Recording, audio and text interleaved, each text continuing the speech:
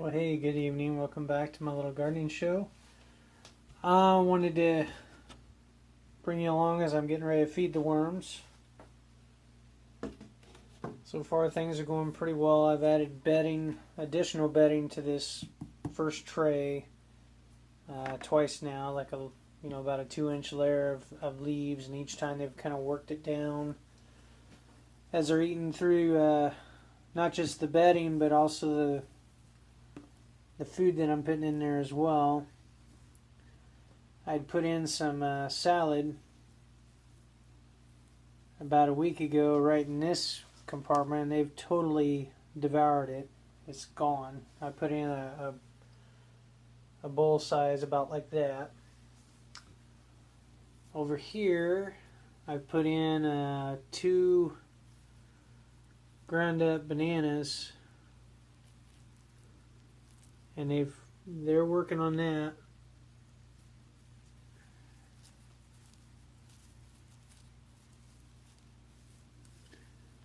And they're throughout the bedding here.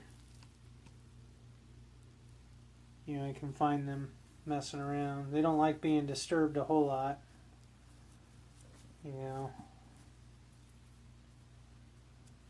But so far the vermicomposting is going pretty well. Once I get this bin pretty full as far as bedding and stuff, I will add another tray with fresh bedding and food source and whatnot, so they can begin migrating up there. And I'll leave this bottom bin on there as they'll continue to eat things down. And in I guess approximately 3 months, this bottom tray should be completely ready to harvest then for vermicompost, for plants.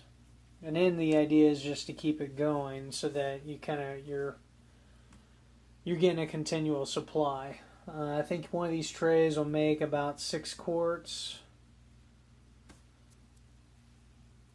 So what I've got here, I'm using my Vitamix to help break things down, kind of expedite the process as well. You don't have to do this, but the more pulverized the material, the more surface area, basically the easier it's going to be for these worms to eat it down, and the faster it's going to turn into compost, or vermicompost. So I've got a whole bowl of greens, and this is basically one of those big salad boxes that was filled with greens we had we just didn't get to fast enough, and it expired.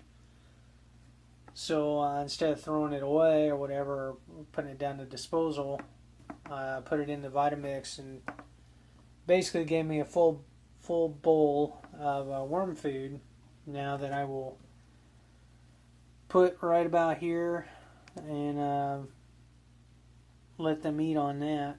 That should keep them pretty well fed. Actually, maybe I'll go to the other corner, because I did put something in this corner the last time. I put the banana here, so maybe we'll try this corner here. Dig this out just a little bit. Now what I'm doing as well, when I'm adding food, is I bury it so it doesn't attract flies and stuff like that.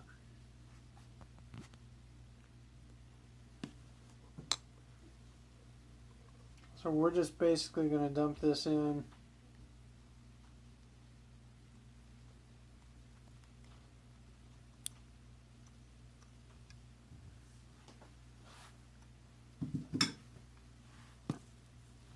And then I'm going to take some of this bedding and just cover it up.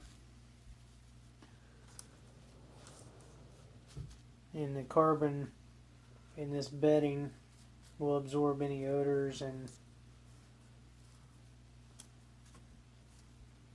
basically we shouldn't have any issues. Now I've read some reviews or seen some videos where people had trouble with air circulation, and there's a possibility that the bin could turn anaerobic, which we don't want because that is an environment for all kinds of like bad bacteria. I don't think I'm gonna have that problem. One, because I'm checking the bin pretty often. It's not like we're just leaving it here and forgetting about it. I'm taking the lid off. And they're eating through the food pretty quick. They can eat up to half their body weight in one day, and there's probably over 1,000 worms in the bin at this point, spread throughout the bedding here. So anyway, I'm checking it enough that I don't think it's going to be an issue. If it were to become an issue or whatnot, I could set up like a fan or something, or put it in an area that gets a pretty good airflow, and that would correct it. Because the lid itself, there's a gap. It's not airtight. It kind of sits on there, and there's enough of a gap that air can get in. So I'm not really worried about it. I'm also going to keep this spigot open to allow any kind of leachate to drip out. I've already got some. And once we get enough, I'll add some water, dilute it down a little bit, and use it as a liquid fertilizer. So anyway, I'm still a relative newbie at vermicomposting. There's definitely a lot of resources there. The bin itself came with a nice little booklet that kind of gives you the ins and outs, and pretty much the highlights are right here on the cover as far as what the do's and don'ts.